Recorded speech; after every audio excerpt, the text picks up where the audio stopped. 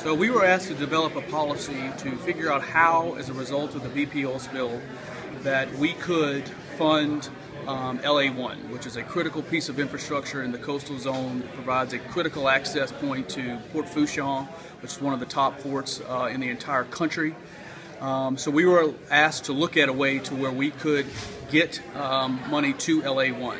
So a policy was developed that said that if a cost savings is realized by any project in Pot 1 or Pot 3 of the Restore Act, there was any money left over at the full implementation of the multi-year implementation plan. So once those projects are fully complete and fully implemented, if there was money left over, those dollars could then be given to LA1.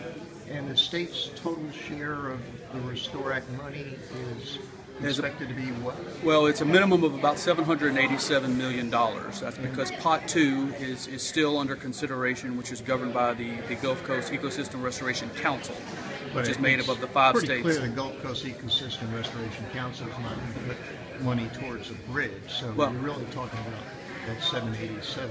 787. So you've also, those dollars are pretty much already spoken for. So we've said Houma Navigation Canal Lock, Bayou Chene, Calcasieu Salinity Control Structure, or the main priorities that we're going to be funding as a result of the Restore Act. But if money is left over, the policy proposal to the board this morning was that if money was left over from those projects, those dollars could be given to LA1. So you heard the discussion amongst the board members.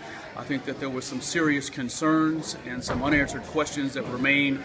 So ultimately the motion was tabled for further discussion to where we could look at the precedents that this could potentially set, as well as the legal ramifications of using coastal trust fund dollars to fund a roadway, if you will. In addition to the $700 and some million under the Restore Act, isn't the state getting $1 billion payment for economic damages? They are. The state is due to receive about $1 billion worth of economic damages, but the Louisiana legislature has largely already spoken to where those dollars will be going, to a Medicaid trust fund, a budget stabilization fund.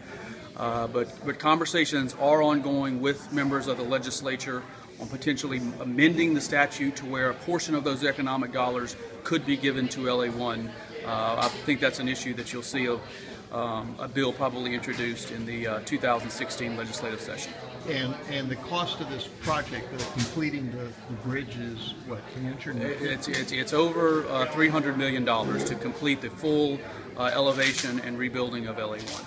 Okay, and the state also has the ability of going to Go Mesa money for this? Sure. So under the law, 10% of the Go Mesa dollars, which is the dollars that we receive from offshore oil and gas royalties, 10% of those dollars can be used on coastal infrastructure projects.